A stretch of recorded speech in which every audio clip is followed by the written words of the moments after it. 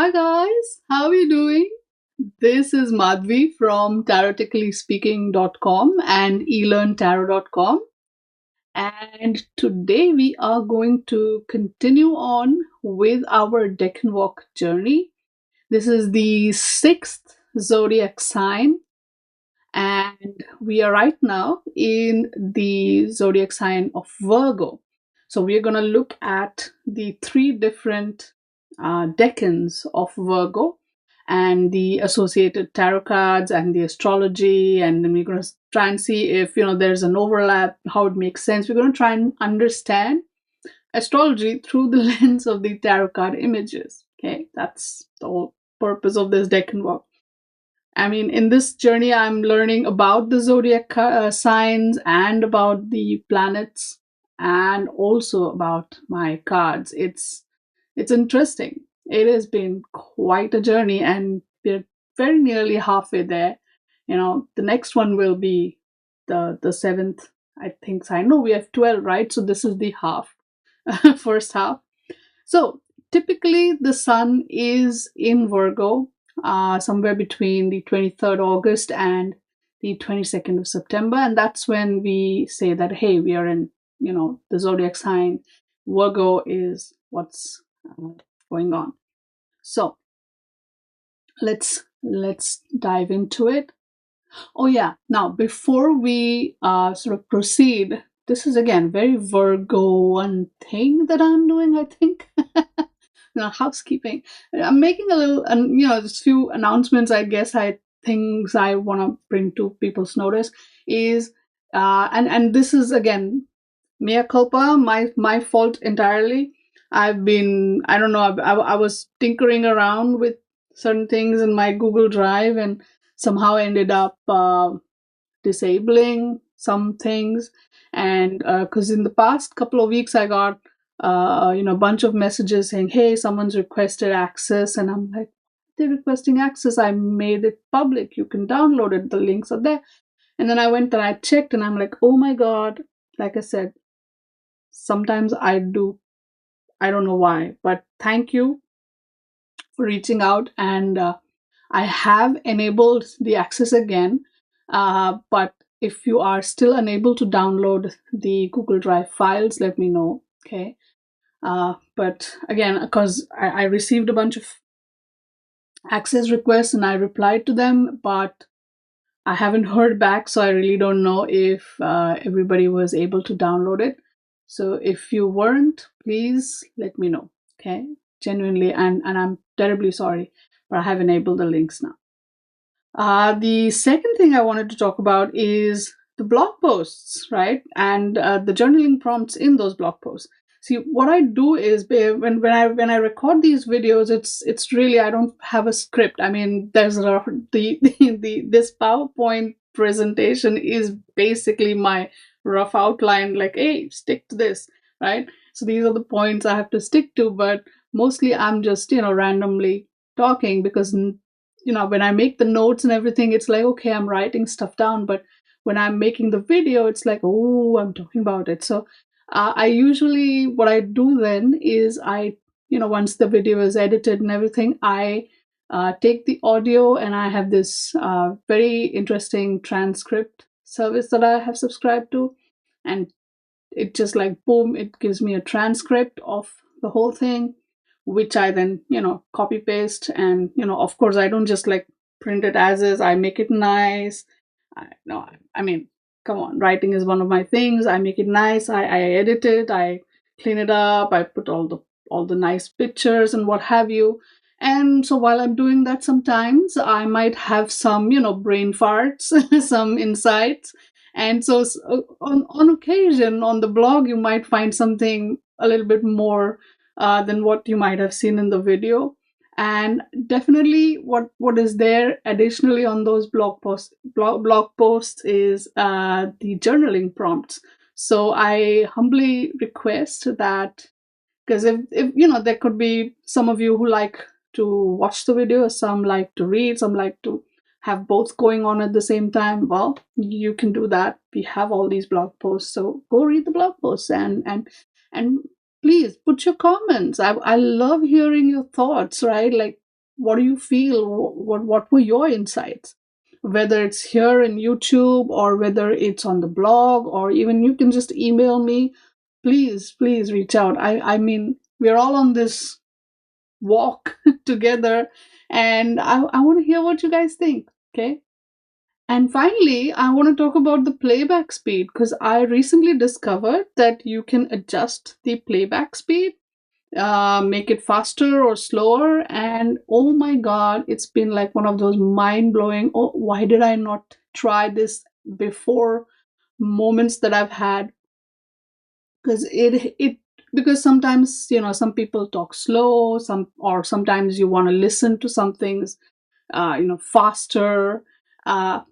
And I've been having a blast, right? Because it turns out I like listening to stuff at 1.25 speed, which really, makes it the whole thing worthwhile for me for some reason. So experiment with that. Even with my video, please do that. If you didn't know before, now you know. So give it a shot. See if that enhances your experience.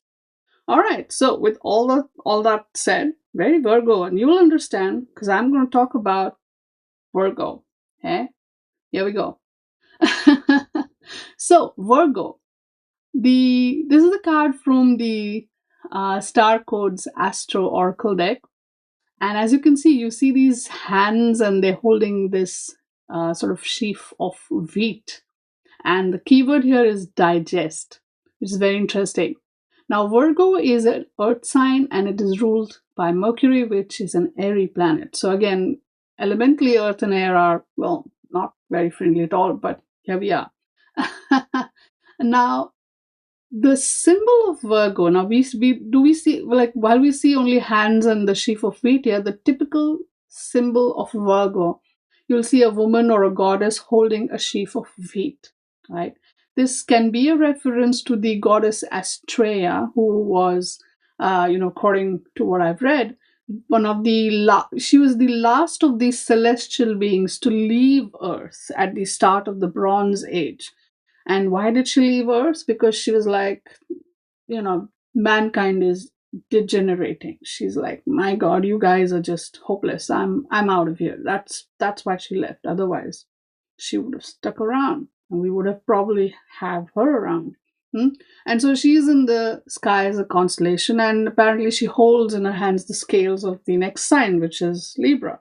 Again, and very, very interesting. And the thing with the wheat really is that you can't just directly eat wheat, right? It can feed the vast multitudes, but this grain has to be sorted from the chaff. So this covering that you have, it needs to be removed, and the grains need to be cleaned. And you can then, I believe, with wheat, you have to make sure it's dry. Those grains are dry, and then you make fine powder. And it is with that wheat you can make your bread, right? We make our rotis and naan and what have you. So it's a pretty interesting thing. So this whole, this is a big feature, a big characteristic of Virgo, that it is about sorting. It's about discovering what can be used, what can be not used. It's about organizing. It's about reorganizing. It's about, being very, very detail oriented and specific. So Virgo has this very inherent quality. It likes to, it's like the word that really comes in my mind right now is discernment, right? So to sort of discern from all that is there in front of them, the Virgoans like to see, hey, what is good, what is not good, what is valuable, and so forth.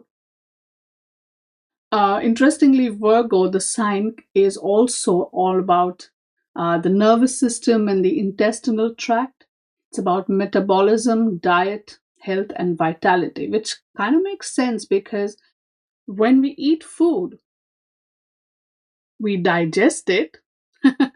And in that process of digestion, what happens is our body decides, hey, what do you need? What do you want? These are the vitamins, the minerals, and this is what is required right now. And whatever is not required is thrown out. And isn't that a very Virgo trait? As we see. And so, we have all these different keywords here, weeding, sorting, harvesting, examining. This harvesting is again an interesting point because that's kind of what is going on, especially in the northern hemisphere at this point. Crops that were planted in spring are now getting harvested, right? Then you have crafting, organizing, some being diligent, being specific, right? See all the parts that make up the whole. Oh my God. And examine for patterns. This was like mind blowing to me because this is my, Virgo is the sign in my second house. And second house is about your inherent abilities, inbuilt talent. Some people say, oh, it's the money house, but I feel it's more about, it's the talents you bring. It's your inborn talent. It's inborn treasure, I guess. And the sign there for me is Virgo. So, and then I think my Mercury is in my sixth house again, Virgo's natural domain, I suppose. So it's a very interesting connection I have with Virgo, and I am a little extra, and this whole examine for patterns. I think this is an ability that really, really comes in handy, especially as a tarot reader, because you're seeing this whole spread, and you're like, oh, you start to see some patterns. It's something that just starts clicking. Okay, so I mean, for me, this was like, wow, this was another mind blowing moment here, right? Virgos are all about appreciating what is valuable, differentiating. Yeah, we said that. Introspection and self care. See, this is where I think it will overlap with the Virgo card. Virgos are very practical, analytical, methodical, logical. Yeah, that makes sense because I couldn't just make this video. I had to have a proper presentation. I have to do it. Can't stop myself. Wordsmith, yes, yes. Sensible and creative, yes, absolutely. Modest, humble, altruistic, service oriented, devoted, helpful, caring, responsible, reasonable. Oh my God, just so many good qualities. They love to solve problems. They are very self sufficient. They are virtuous, loyal. Their intentions are very pure, and they want appreciation and respect for who and what they are. Now, on the flip side, because there's always a flip side, they can get very nitpicky and critical. They can be very obsessive. They can really be perfectionists and, well, judgmental, right? It's an inevitable thing. Now, there's also one more thing that I wanted to talk about, and that's the name Virgo, right? Virgo, most people are like, oh, Virgo means virgin. Well, yes, it does. It is derived from this word called Parthenos, from classical Greek myths. And you see this often in these Greek myths. They'll talk about this goddess or that goddess being a virgin. Now, what that meant was not someone who never had sex. Honestly, that is not what they meant. And that was again, this, I knew about this a long time ago, and that was mind blowing to me back then. But I had to talk about it because maybe you don't know. So what happens is, this word virgin didn't mean someone who never had sex. It actually meant a woman who did not sort of subscribe to the patriarchal expectations that, hey, she'll get married or she'll have kids and all of that. She had her own sort of independence and personal agency. And so she was complete in herself. Now, that didn't mean that she never, fooled around, for lack of a better word. But that, again, just because she quote unquote fooled around didn't mean she had to immediately, get married and have kids. If she wanted to do that, she could, but most of these, virgin goddesses chose not to. Examples are your Artemis, the goddess of the hunt, right? Athena, the goddess of wisdom and strategic thinking. And I get that, like, Hestia, the goddess of the hearth, because again, like her job was to be the hearth goddess of every family. So she couldn't be just focused on her family. It was all the families. So, but here's the thing: Virgo essentially talked about, like, the word Virgo or virgins, essentially in the very classical Greek myths, were women who were independent, who did not follow the uh, patriarchal expectations. And I think that is fundamentally something that is not just mind blowing, but also something that people need to understand, that this concept of independent women is not something that's a recent development. This existed even in the Western world. The mythos of the Western world, the Greek, Roman, whatever myths, and the Western world. This existed. Just saying, right? Okay, so let's move on. Otherwise, I can talk about this all day, and we are not here for that. We are here for the Virgo Decans. So, this Virgo is associated with the tarot card Hermit, the major arcana card Hermit. So again, this was another very dissonant chord, right? Like, even when I didn't know much about Virgo per se, I used to always wonder, how is Virgo associated? I could never see the connection. Like, you can ask all my students who've learned from me up till now, and I'm like, I don't really see the connection, but it is associated with Virgo. Now, but see, now that I'm doing these exercises, I can actually start to see the connections. This the whole introspection vibe, right? Because most of these hermit cards, you'll see we have this gray cloaked hermit, white beard, no, right? Old man. Again, Virgo being a woman, virgin woman, and all of that. And now we have this old man, which is again, hello. Uh, but yeah, I mean, what maybe an older woman would probably look right here, but okay, we have this is what we have. We have this older man, standing here. We have even here we have the snow clad, the snowy peaks, yeah, and always with that lamp, right? Here too, even in the thought, we see this. So in all the cards, this is a common feature. We have an older man who has like all white hair. He's wearing this, cloak, and there's usually a stick, and there's a lamp that he's holding up. This card has been associated with solitude, with isolation, with seclusion. Now, these are, like I said, this is where it kind of maybe overlaps. Also, where it overlaps with Virgo is, what they do in that seclusion, right? These hermits, they are looking within. There's a lot of contemplation. There's a lot of that wisdom that comes in from experience, which they are now processing. Hmm? And they are sorting. So there's this whole internal process going on where all the experiences of life thus far is being considered, and things are being sorted. This is useful, this is valuable, this is not of any use, and so forth. And all of this is happening in the hermit's head, and all of this is happening in solitude. So that's that little part where this Virgo energy comes in, I guess.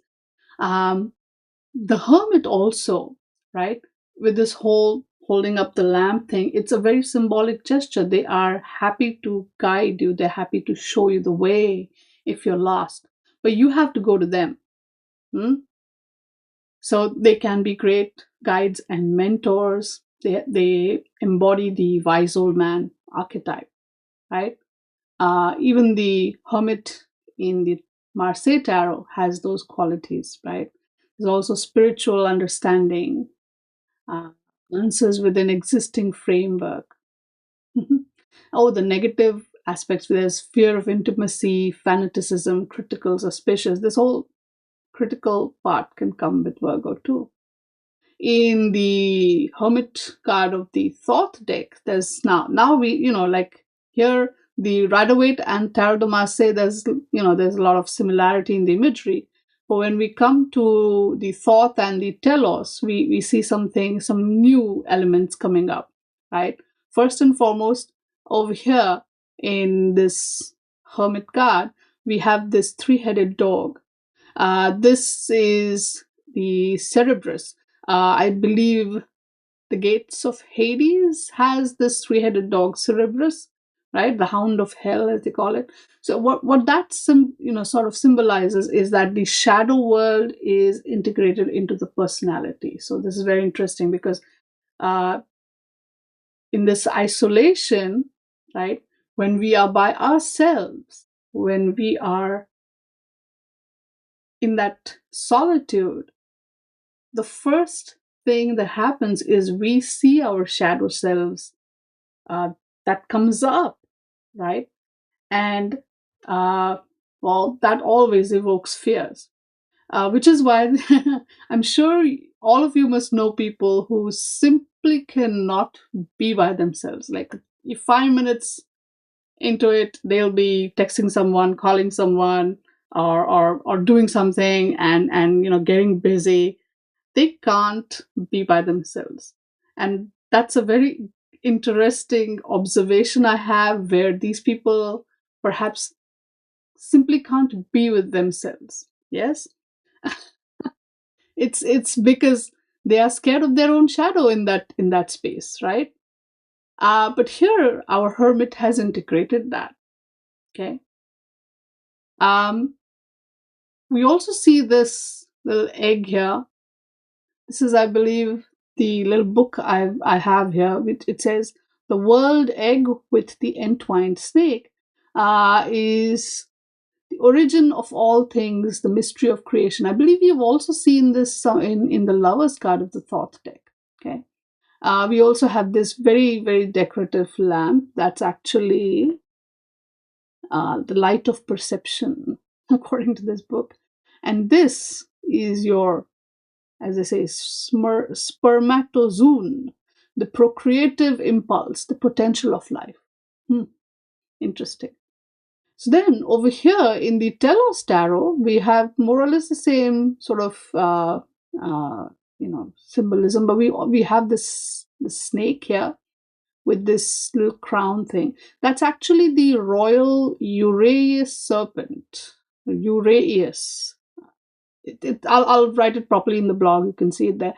This is a symbol of royalty, divinity, protection, and authority. If you've ever seen these different Egyptian goddesses, they usually have this on their foreheads. Most of the pharaohs would also wear it. It's like a symbol of divine appointment, right? So royal power. It is a defense against any threatening forces, ensuring the ruler's ability to maintain order and chaos. How fun. And I believe this is also that snake eating its own tail with this new life. See, this whole, this new life is forming. So there is always that potential for new life thing happening. And we see this hermit there. I also noticed that it's like there's roots, under his little sandals. I can't wait. I'm waiting for the book of this particular deck. But yeah, again, it's the same qualities: your introspection, contemplation, silence, withdrawal, the carrying the light within, the holy wanderer, and all of that. The acts of service. Now, this is the point. This is where I see the overlap per se, the understanding and the discrimination that comes from analysis, which is a very Virgoan trait, I would say.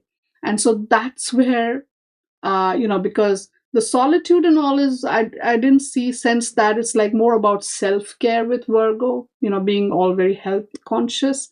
But it's the, I guess solitude is kind of like self-care, yeah. And it's the, the thinking and the understanding, and it's the connecting of the dots and the patterns, especially when we're looking at one's life. That is the aspect of Virgo in the Hermit card. And so yeah, I mean, now I see how that happens in Virgo. But whoa, this was a good insight to have for me personally. But yeah, good fun. So now that we know all that, let's start looking at our decans. The very first decan of Virgo has Sun in Virgo, and that's associated with the Eight of Pentacles. So let's get into it. The Picatrix Decan book describes this first phase of Virgo as a virgin maid wearing an old dress and holding a pomegranate in her hand. Right? Pomegranates, again, if you remember your high priestess symbolism, it's all about the potential of fertility, right? So we have, so the keywords associated with this one, we have plowing and planting, grass and plants, buildings and wealth, righteousness. Okay, so so yeah, and the Telos tarot deck has her, there she is wearing an old dress, holding the pomegranate, right? There's also that very interesting pomegranate device kind of thing open there on the ground, in the pomegranate tree here. Very, very nice. Is there a face here in the tree? Again, interesting. So the booklet that comes with the Telos deck talks about economic methodologies that yield interest over time, patiently planting seeds and waiting for growth, care of small things, attention to detail, prudent cultivation. All of this brings fruitfulness, right? So it's about good judgment, it's about being proficient, earnest, and restrained, sowing, planting, germination, all the uh, processes, right? Good harvest, healthy diet, very Virgo, diligence, humility. So this is the whole vibe of this decan, is about, very sincerely, step by step, doing everything carefully, right from plowing and planting to harvesting. It's all of those steps. And we, of course, with the pomegranate symbolism, I think there's like this whole fertility is implied and sort of, very abundantly there. But we're getting there. We're doing it properly. That's the first decan. That's the vibe I'm picking up here. And competently, right? We are doing this very sincerely and competently and with attention to detail. And so let's look at that. Yeah, Sun in Virgo, right? We've already seen all these planets before in our earlier decans, so I'm not going to linger, hopefully.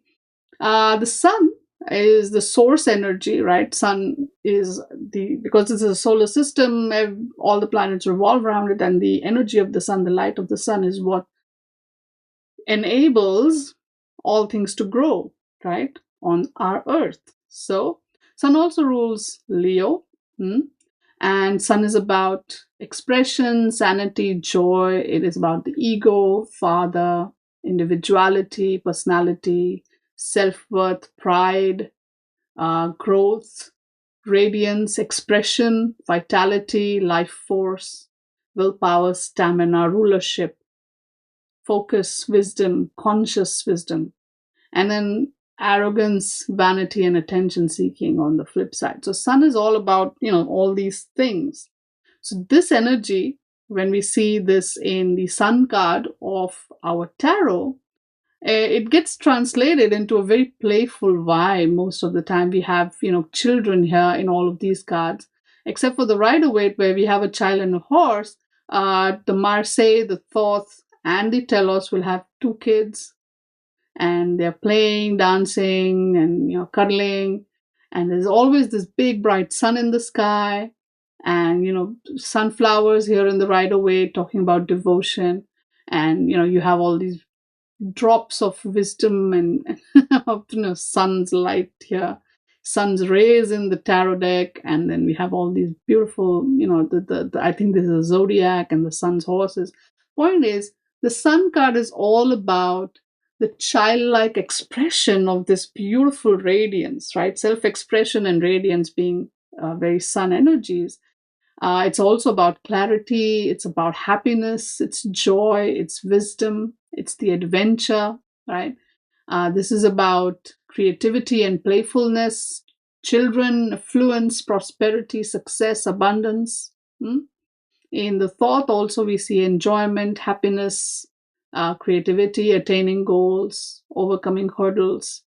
And we see that in the telos too, the freedom, glory, light, creative force, ego, inner divinity, visibility. So there's your sun. It's bright, it's there, it's the life force, it's the radiance, it's the wisdom, it's the satisfaction, accomplishment, all of that, right? So now we take that energy, put it together with sun in Virgo. We see in the Oracle of the Radiant Sun, sun, we have a very interesting combination they've come up with. They call it health. That's the key word. Sun is associated with fortune, Virgo with perfection and service. So you have fortune in perfection and service. So, hey, what great, right? So this is talking about health. Virgo, again, remember, is about health. So there is a lot of health connotations that come with Virgo, and also subsequently the 6th house of your chart. So it's health, work, and service also, remember. Then we have the interest in diet, nutrition. And again, sun is going to talk about someone who's super into all of this, right? Into health, into diet. Because they bring that illumination and the radiance there. They are not just interested, but they will pursue a very someone who has that combination will definitely have great interest in pursuing that kind of a lifestyle, with a very healthy diet, very healthy saying exercising. But then sun is also, like you're right, material well-being is a requisite for a fulfilling and organized working life. Yes, right. Cataloging and organizing, correcting and editing, all these are virtues, or these are Virgo attributes, right? But then sun obviously illuminates it enhances these Virgo attributes. The ability to make order and a system out of chaos, analytical. Sun in Virgo, obviously good thinkers, perfectionists, specialists in their area of work. They are modest, but they require respect and appreciation for their value. They're fond of good things, but are very careful spenders. Their life is all about service to others. And the flip side is they are critical of others who don't match their standards. They can also be hypochondriac, yeah? Extra focus on the health part, so they're probably gonna pop a pill for literally everything. Yeah, but this is an interesting combination, Sun in Virgo. And yeah, the health connotation is great. And I like it. It's interesting. Okay. Now, when we look at this, the number 8, because we're going to bring it all back to the 8 of Pentacles, right?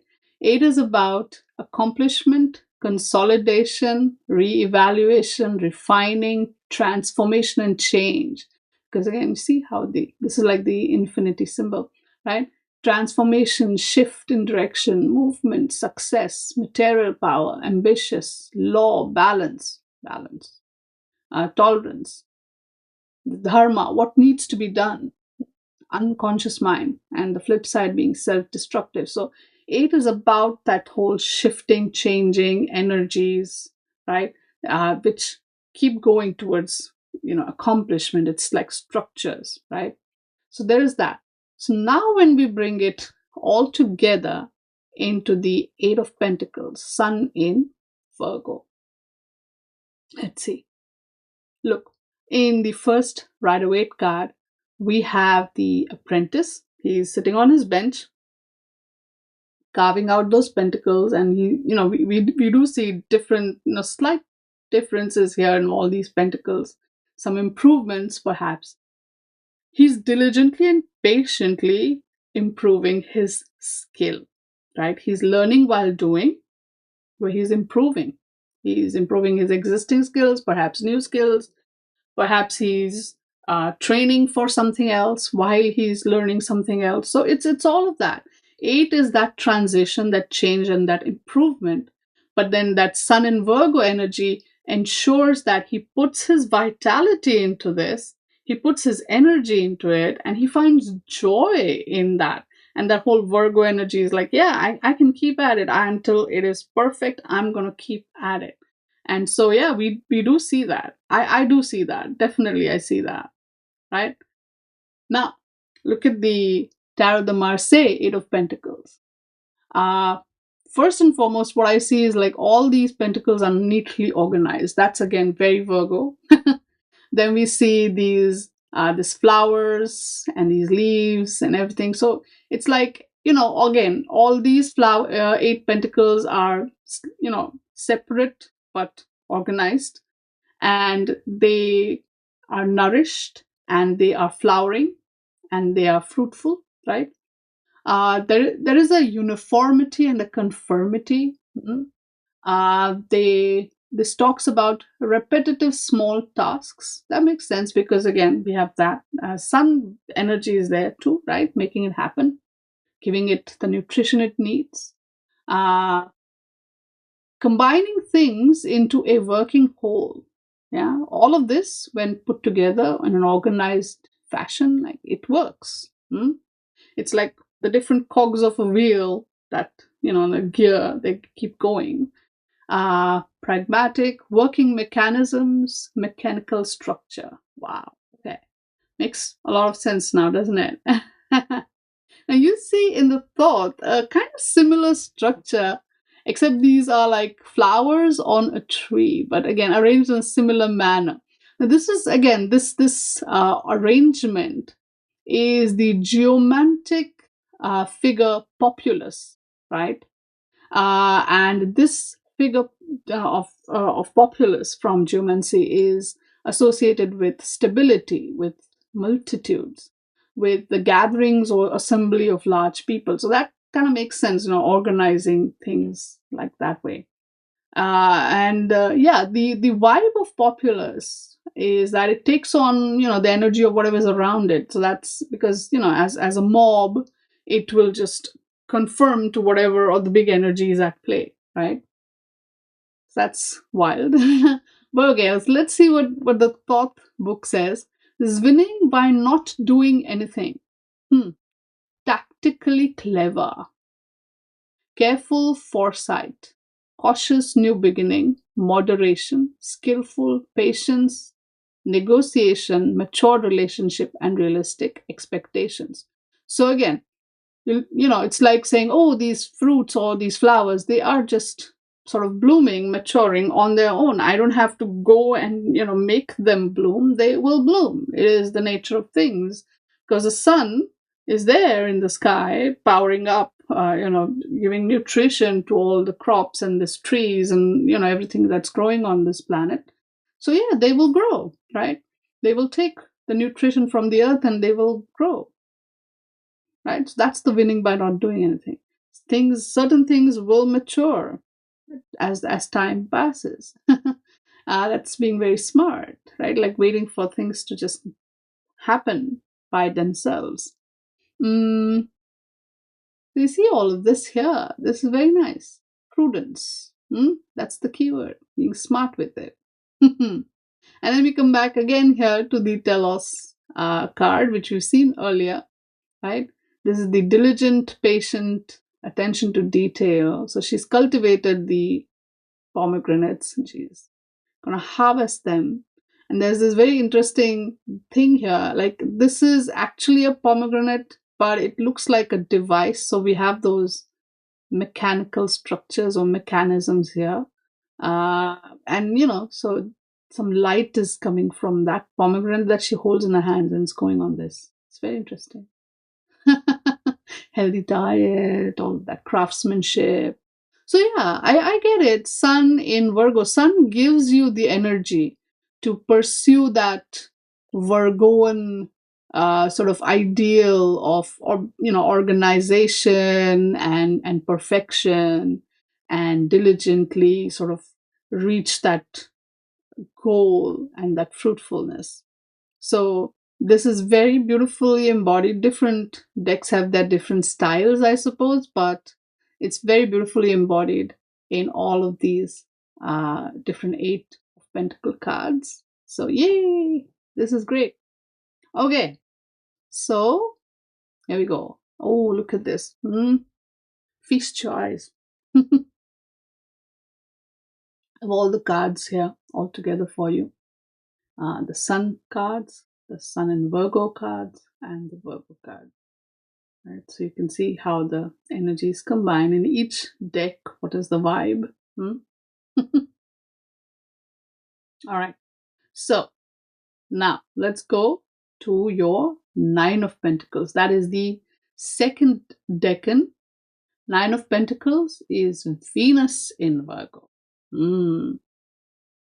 So in Picatrix, this decan is described as a man with a nice color, wearing clothes made of animal skins, and another made of iron. Oh yeah, okay, here. These, it's sometimes this Picatrix Decan's deck has very interesting imagery going on. But yeah, this is your Venus in Virgo, right? And the energy of this decan is said to be working, making a living, saving, stinginess, miserliness, depriving others of their rights. Okay. And the Nine of Discs card from the Telos tarot deck. This is again a very different image, not similar to your Picatrix decan, but maybe a different vibe. But it is associated with affluence, lucrative opportunities, good life, counting blessings, fruitful commerce. So it's a very slightly different vibe, because it's here it's about working and making a living and being stingy and so forth. But here it's about enjoying the fruitfulness of commerce and reaping what was sown, enjoying a good life and so forth. So it's again two different vibes. And we'll talk more about this when we look at the Nine of Pentacles cards. But yeah, that's your decan here. Okay, Venus in Virgo. And here's the thing. Okay, let's look at Venus for a second. She's all about love. She's all about romance and art, aesthetics, beauty. Venus is an earthy planet, which is great because Earth and Earth are happy elementally. Venus rules your Taurus and Libra. Okay, and Venus is about beauty, harmony, femininity, affection, attraction, charm, values, self-worth, creation, creativity, luxury, money, pleasure, sociability. So you can see, and then the negative side is vanity, manipulation, superficiality, right? And we see these energies in the Empress card, like abundantly there. We have, she's productive, she's creative, she's pregnant. So we have all of that, growth and abundance with the crops here in the Rider-Waite. She's surrounded by crops and beautiful trees and all the beautiful feminine elements. Yes, motherhood. And here in the Marseille tarot, she has this shield. She's ruling. She's the sort of the matriarch in a way. She's Mother Earth, motherhood, fertility, growth, sexuality, sensuousness, all of that. We see a very beautiful Empress in the Thoth deck, with the swan and the shield and the lotus flower and the moon and everything. It's beautiful, right? Harmony, femininity, beauty, love, passion, vegetation. And over here as well, the very beautiful Empress card. All about, you see, it's just beautiful. All the flowers. Oh my God, right? So motherly energy, arts, pleasure, love, all this beautiful Venus energy is there. But here's what I want you to consider. The energy of Venus is about enjoying all these earthly delights. The energy of Virgo is about being very pragmatic and organized. Whereas, with all the earthly energies, all the earthly gifts, right? See, she likes to organize everything. She likes to make sure everything is healthy. Whereas Venus loves to indulge. So, although they are earth, Venus and Virgo both having that earth quality, there's a little different, approach they both have, isn't it? So now when you see Venus in Virgo, we see this word, oh, discrimination, right? Now this is interesting because Venus in Virgo, Venus is in its fall in Virgo, right? By that, it's a little different from being in its detriment. When a planet in a sign is in their detriment, it means that they simply can't be 100% themselves. But whereas when it's in its fall, they can be the negative sides of themselves. Like they end up being that way. I hope I've understood it correctly. Again, if I'm in any way mistaken, please let me know. Okay. But yeah, Venus in Virgo, Venus actually in its fall in Virgo. Okay. So now we see that slightly shady aspects of Venus will come up because, again, remember the natures, although the earth part may be common, everything else is very different. Venus is about love, but Virgo is about perfection and service. Venus loves to indulge, Virgo likes to analyze. So now what happens is when Venus is in Virgo, emotions are analyzed, overanalyzed. So they can be great relationship counselors, according to the book that came with the Oracle of the Radiant Sun. Uh, if you see, this is a beautiful sort of a woman with her hair garlanded, and she's walking barefoot in the countryside, and she's got all these butterflies, big ones, extra big ones, and there's a small fox. So, oh, Virgo cares for and rules smaller, more delicate creatures. Okay, that's the level, right up with the book. So, yeah. So here, she loves to overanalyze because Virgo wants to analyze it. And so Venus is about feelings and emotions. So Virgo is going to go to work. um, Romantic partners must share intellectual interests. Otherwise, it's not going to happen. This is a very practical love, right? Where Venus is very much, oh, romance, Virgo comes in and says, no, no, no, we got to be practical. If we don't share interests, what's the point? So Virgo makes it a very choosy process. It's like very selective in making friends, even, right? They're very much going to use their discrimination to decide that who should I be, affectionate with. They can be very fastidious, Venus and Virgo. But they're an excellent cook. Venus loves to, indulge in anything that will give pleasure. Food is one of the different ways you can get pleasure. Virgo wants it to be healthy. So that's like, this one could be like a health food fanatic. A crazy health food fanatic. But they can be extremely good with cooking. They can be very, very particular about nourishment. Now, involved in artistic or alternative pursuits, but again, from a very Virgo energy, right? So the artistic side will come, but now Virgo will analyze this art, perhaps, right? Like they could be like a museum curator, an art gallery curator, or something like that, right?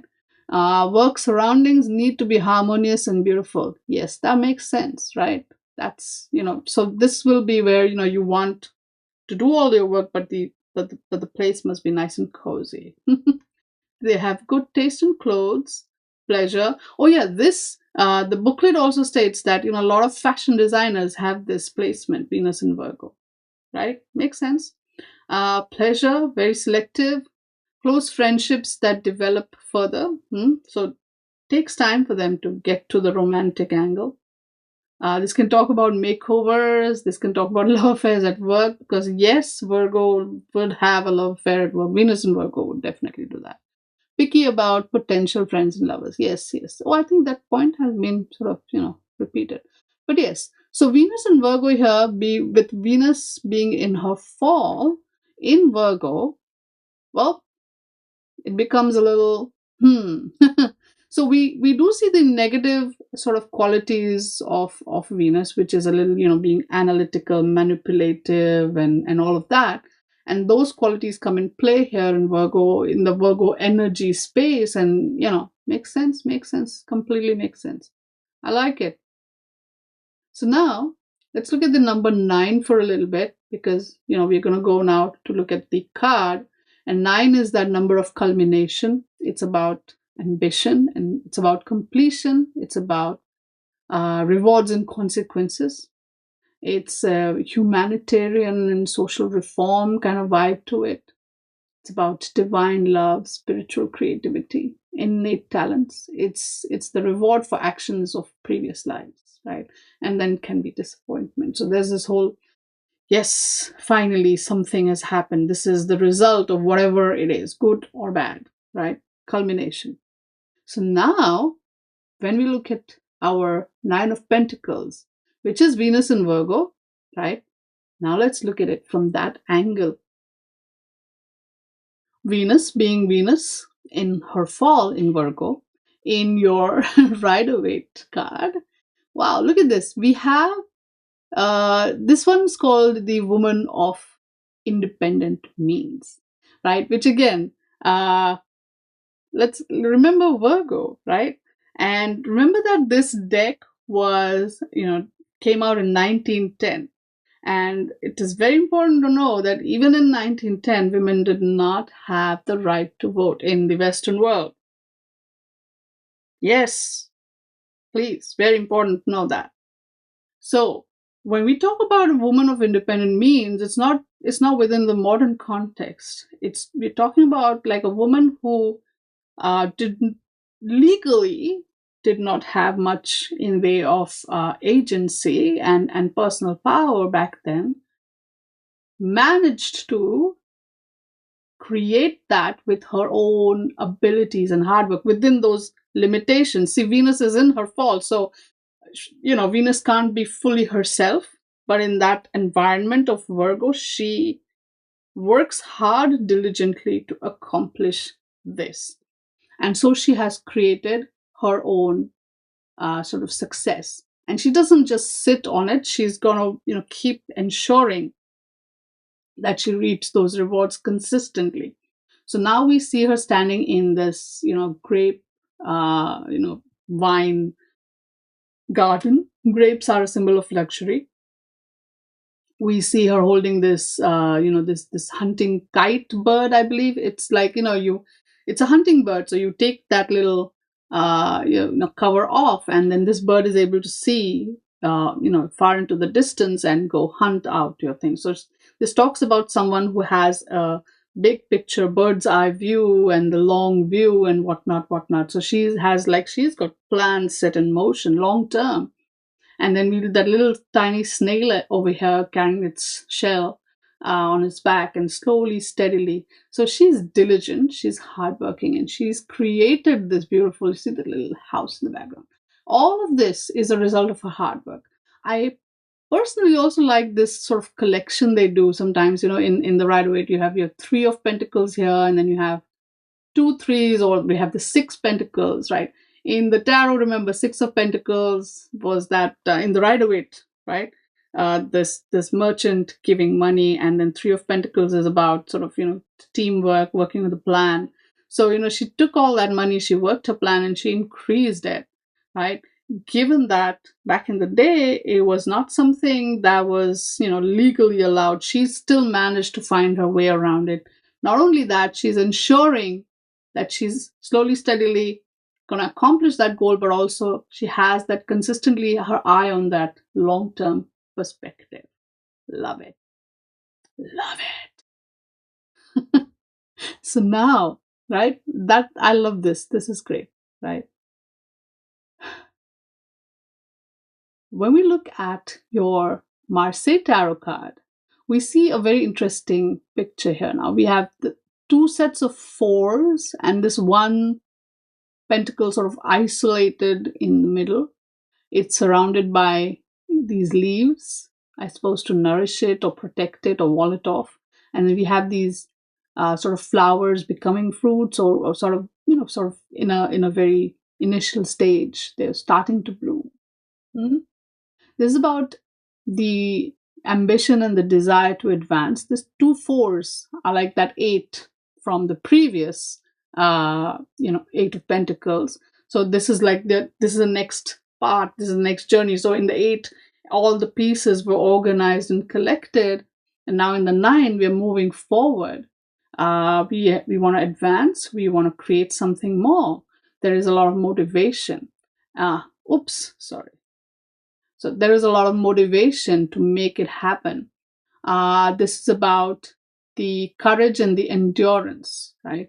To have a little non-conformist perspective or personality, because now, with the eight, you're in that sort of, I'm confirming with the norm, but with the nine, you kind of move a little bit out of that space with that unconventional idea that has a potential for advancement. So your independent thinking is going to start bearing results. So whatever this idea is, it's being protected, it's being isolated, but it is also being sort of cultivated and sort of, given that space to grow. Yeah. I like this in the Nine of Pentacles here in the Tarot de Marseille. Now in the thought, I love this one too. You get to see these, two groups of 3 coins here, right? And then these 3 circles here, which are the final 3 energies. What happens here, we are looking at solidification and materialization of the prospects for success. So 3 pentacles, and final 3 sort of orbs of energy there. It's really coming together, all the rays. And this card is called gain, right? So there is a material gain happening. With all, 3 sets of 3s, really. 3 is the number of creativity, if you will, and it's kind of 3 sets of 3s. So creativity in itself is creating it. So it's like an ongoing cycle that keeps bringing results. Change for the better, well-being, stroke of luck, material increase, professional fulfillment, all the 9 vibes too. And lucrative opportunities, fulfilling togetherness. So again, Venus in Virgo, really, right? We were looking at qualities where all the Virgoan analytical abilities come into play, but they play with the whole Venus, energy of love and pleasure and gain. And what happens is, this analysis is pretty clear here with the Nine of Pentacles, because without that, she wouldn't survive in the world that this card was talking about. Here too, the 8 ability to organize and then to create that space for the 9th is seen. Like yes, that over analysis is there, but that over analysis is there for a reason, because you want to nourish this central coin to see where this goes. Similarly, you do see that energy of 3 threes and the Venus energy of allowing this beautiful manifestation to happen. And Virgo creates that framework, the mental and the material framework, really, to make that happen. So we do see that here. And over here in the telos, right, the description in the book is a tall, fair, large man, this guy.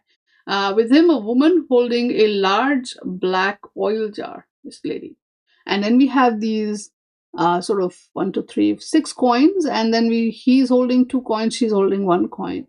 Again, I'm waiting for the book, but yeah, it's again the 6 coins and 3 coins. Like he's got 2, she's got 1, right? Ace of Pentacles, 2 of Pentacles, and 6 of Pentacles, right? That's how I would see it. Interesting breakup there, right? So it's about affluence, lucrative opportunities, the good life, counting blessings. Oil is essential, I guess, for all sorts of things. I mean, Back in the day, oil was used for cooking and other things. Today, oil is literally the precursor to war and wealth. Well, we are looking at fruitful commerce, reaping what was sown, and enjoying a good life. Good management leads to rewards. And financial luck, comfort, inheritance, business planning turn small things into profitable commodities. So, yeah, it's gain. That's the keyword here.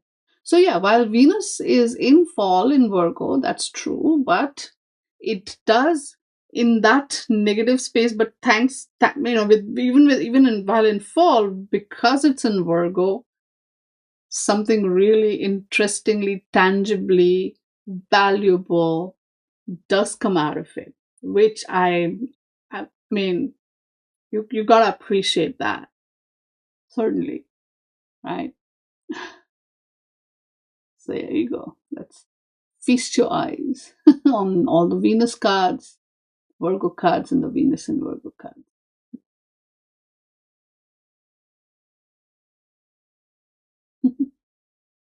And finally, the Ten of Pentacles, Mercury in Virgo.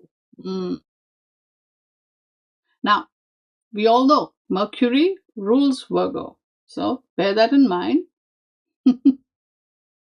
The Picatrix Decans deck talks about this particular Decan as a large white man wrapped in a rope, this guy, and a woman holding in her hand a black fawn, which is offered by the magus for sacrifice. Oops. Right? So that's interesting. But it talks about old age, weakness, immobility, chronic illness, uprooting trees, destruction of buildings. Wow. Okay. Meanwhile, you see this, large white man wrapped in a robe, I guess, and we don't see that woman with a fawn, but we do see this old man here. And, we see that whole, the tree of life thing here on the floor that he's standing on. This Decan is associated with wealth, whereas in the Picatrix it's with old age and the things that come with it, right? So we're looking at two different vibes here, but yeah, that's the Decan. This is the final Decan of Virgo. So Mercury, right? We're looking at Mercury. Mercury is in its own sign here. And we've met Mercury before, right? Mercury is an air sign. It rules Gemini and Virgo. And Mercury is about the mind. It's about intellectual stimulation. He's the smart guy. he's about mental activity, common sense, reason and expression, communication, speech, writing, learning habits, skills, curiosity. It's about travels, commerce, business, right? This is very interesting business, right? We have change, adaptability, versatility, the agility, transitions. And then on the sort of flip side, he's a trickster, a psychopomp. Psychopomp is not on the flip side. Psychopomp is actually a good thing. We have fickle, superficial, shallow thinking, scattered thoughts, prejudices, dishonesty, and mistakes that happen when you're rushing through or hurrying through something. Mercury, the keyword here is messages, right? So Mercury being about communication is also about intellect, mind, thoughts, ideas, speaking it, curiosity about it, learning, writing, change, all of that, and business and commerce, because you need all of these skills to conduct business, right?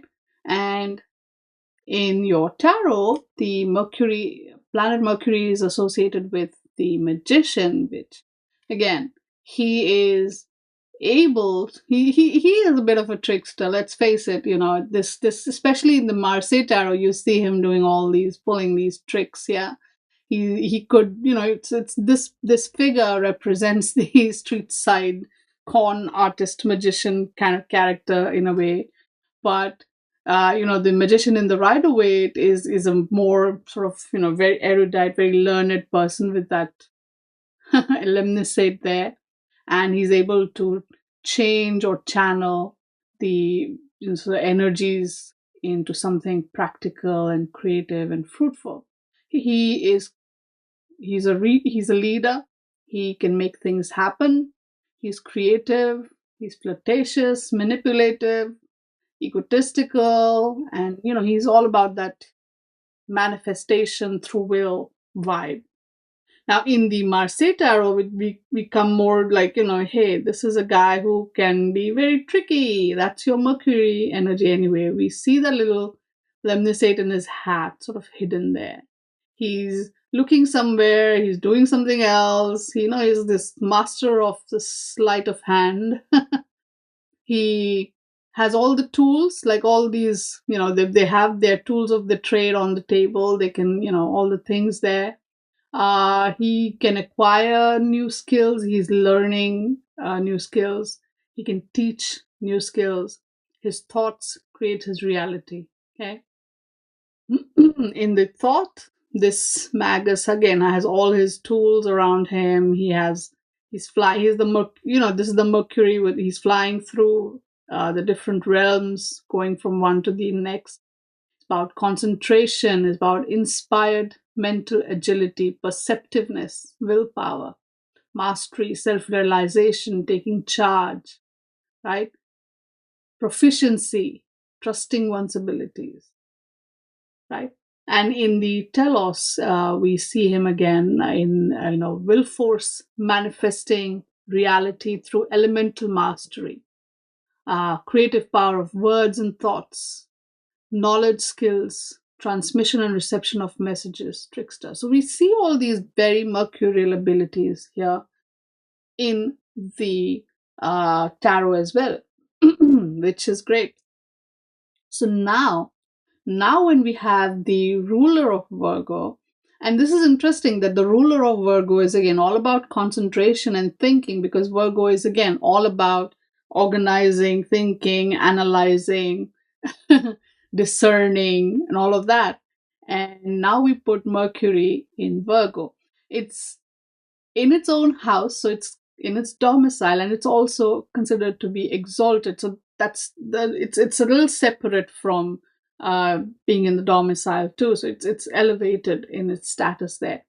However, in this particular instance, in the Oracle of the Radiant Sun, we see the keyword caution. So here the image is a crowned woman, who's the Earth Mother. She holds her hand up to protect the mad rush of small antelopes escaping the feared jackals. Their sudden movements attract danger. So remember, in the earlier card, we had seen that Virgo is also all about these little tiny animals. So she's protecting them, and that's the sort of caution. Could have been protection, but that's fine. She's alerting them to the danger that, hey, little antelopes, your jackals are there, run, right? But then when they run, they attract even more other jackals who probably didn't know that these guys were there. So it's a little tricky there. But I guess with the mercurial ability to sort of, escape, they will escape, and she's protecting them too, right? So here Mercury is about change, Virgo is about perfection and service. So we see all of that, a very analytical mind, right? I guess Mercury in Virgo, despite this whole caution vibe here from this card, Mercury would be very, very much at home in that Virgo energy. And although elementally they are different, air and earth, they will vibe really well here. The space is very good for Mercury to be very analytical. So we would see more positive sides, and that's also the exalted and domicile energy of Mercury is like you see the positive sides of Mercury happening. So we have very sharp analytical mind, good reasoning ability, right? They with this whole Virgo thing, they do need a good, smooth working environment. They would be perfectionists. Skills, acquired skills, specialized knowledge, specialized mental work, craft, cataloging. They like sorting out chaos. They like efficiency. They like to restore order. They like boundaries. There's a talent for writing and teaching and communication. They carefully examine the pros and cons of a problem before taking any action. And there's potential for more than one skill to fall back on in an emergency. The flip side is, oh, tremendous manipulative skills. My goodness, they would really have all the data at hand, right? Like I guess the negative aspect would be that this person could, person with this placement could be a very good gaslighter, proper. But yeah, you would see some really good Mercury energies show up in this placement, right? Mercury in Virgo. And then you see the number 10, because we're going to connect it to our tarot. 10 is like the combination of, the 1 and the 0 energy, 1 being beginnings and seeds and primal spark and instigation, where 0 is nothing and all. It's the raw material, it's unmanifested creation. And so when all of this, right, the primal spark connects with the raw material, what's going to happen? We see this big transition. We see success and failure. We see completion and culmination. We see excess and extreme. We also see accumulation and dissolution. These are cycles of ascent and descent. So everything, the beginning and the end, coming together in a 10. It's all in one there. So it's in some energies, you could even see that 10 is like the rebirth of 1. And 1 is self-aware. One is self-seeking, 10 is self-aware. So 10 is that sort of culmination, but also the beginning and also the potential for more. And it's the excess and it's the ending, right? So it's all those extremes when they come together. You see that number 10 energy shape up. So in the 10 of Pentacles, Mercury is in Virgo in its own sign, it's domicile, it's exalted, it's happy. And we see this beautiful imagery here. This is the Tree of Life imagery, right, from the Kabbalah. And this is actually like, a diagrammatic representation of how the world was manifested. We see this here in the Rider-Waite, in the thought, and even in the telos. So that's powerful. It's about manifestation, right? That image by itself, the symbol wise. We also see in the Rider-Waite, we see this old man. We have the dogs, the loyal friends or employees, if you will. We have the husband, wife, and the little child. So we have 3 generations. We have the house, and over here we see these boats and the castles. And so this is the we see grapes here on his cloak. All of these symbols, when they come together, they're talking about a family that has earned its money and its wealth through trade. That's very Mercury, right? Trade and business and commerce. And they have the ability to use that Mercury energy to manifest something in the real world, which is very Virgo. They have the ability. Again, you need to be very smart, very discerning to have that trade going on.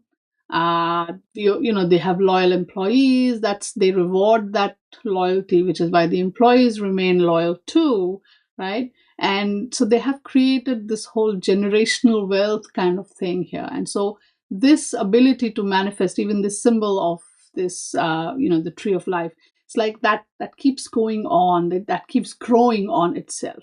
Now, in the Marseille Tarot, right, we see this abundance. We see 2 groups of 5, if you will. But then we have this beautiful flower here and these leaves, and flowers that are connecting these two groups together. And we see this beautiful sort of manifestation happen. So we have abundance, we have plenty, we have the preoccupation with financial and practical issues. Interestingly, if you see, you also see like there's this whole eight energy here, the organized way, and then we see two, separate pentacles as well, right in the middle here. So that again connected. So there's not just that one thing that's been generating. There's two parallelly happening, kind of a thing. Maybe you could with Marseille, you could just your intuition's your wildest ally, and that's why I love reading with the Marseille, is that because it well, you can adhere to the traditional, but if you allow your intuition to sort of go wild, then you can start to see different patterns. Even if you sort of notice, oh look, we have like a 6 in the middle too, with sort of 4 at the border, sort of creating that guard border there. It's wild. It can go crazy. So yeah, but so that also makes sense. There's a lot of preoccupation with financial and practical issues, intense practical activities, stability with the possibility for more gains. Because 5 being the odd number, there's a lot of shifts and changes happening. Material success and achievements, excessive materialism, unequal and unfair distribution of resources. You see all of that here. In the thought, my goodness, again, the same tree of life imagery. We see solid success, wealth, secure circumstances. And again, in the background, you see all these coins. So yeah, fulfilled life and work, goal achieved, successful business deals, great working environment, stable relationship. And then in the telos as well, we have material prosperity, wealth. Okay, material prosperity and wealth channeled towards legacy building. Yes. Acquisitions and towards legacy building, acquisitions, and philanthropy. Sorry, my bad. So we have all this energy here. See, these are the yords, isn't it? Old age. We have this old man. We have an old man here too. Infirmity, accumulation, family dynasties. Yes, yes. Generational wealth, spiritual wisdom, coming to terms with inevitable completion of cycles, fate, discerning value, preservation, clear headed, financial judgment, earned wisdom. So you see, this guy, this old man, he is standing here. I guess he's holding something in his hand. Maybe it's a basket of fruit, or what is it, like something. Can't see. But he knows, he's aware of this whole tree of life, and he's standing also on the symbol, which I believe is the seed of life or flower of life, is what they call it. The point is, this whole process of creation and manifestation, he's kind of on top of it symbolically, and like maybe actually he knows what's going on, and he's spent his whole life doing it, and he's grown old now, but he loves it, he's enjoying it. he's happy. So we see that. We see how Mercury is happy in Virgo, and the 10 of Pentacles happens here. We see this whole legacy and generational wealth kind of happening. We see the very Virgoan abilities bringing that success. So this is not something that just kind of dropped into their lap. They've worked hard for it, and it's been slowly cultivated using the very strong Virgoan abilities that are empowered by the Lord of Virgo, which is Mercury. So the thinking, the acumen for business, all of this comes in and creates this sort of material prosperity here in this particular imagery of the 10 of Pentacles. I like it. So yeah, enjoy. This, we have your Mercury cards, your Virgo cards, and Mercury in Virgo. And so, oh yeah, there's another picture. Enjoy. But let's look at very quickly look at the supporting cast of our tarot cards. We have the Ace of Wands and the Page of Wands. This is for all these 3 signs, right? And this is like the very powerful fire energy, the passion, right? Virgo is an earth sign, but yes, there's this supportive energy for passion, because without that fire, without that passion, this earth, will not grow. And this Ace of Wands is definitely bringing in that creative desire, passion, energy, growth, drive, right, to the picture, along with the Page of Wands, or in the thought world, the Princess of Wands. There's all this beautiful, it's like the page has taken that ace in the hand, and they're like, oh, like, let me show you what this wand can do. So yeah, it's that energy, it's that ability to show off and to experiment and to try different things. It's to make things happen. It's a real beautiful beginning here, with the Page of Wands. Also, it's Earth of Fire, so there's that Earth energy here.